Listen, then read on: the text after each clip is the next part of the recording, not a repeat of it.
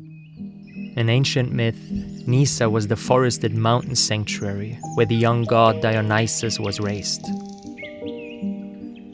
Far from the noise of the world, held in the quietude of the woods. It was not a school of instruction, but a sanctuary of remembering. The forest did not teach him what to be, it gave him space to become who he already was.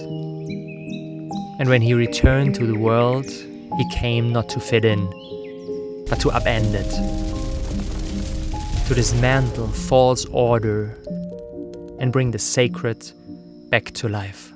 Today, we are called to our own Nysa, a space for stillness, where the visionary remembers before the world responds. Nysa is not an escape, it is preparation. And when you return, you will not return the same.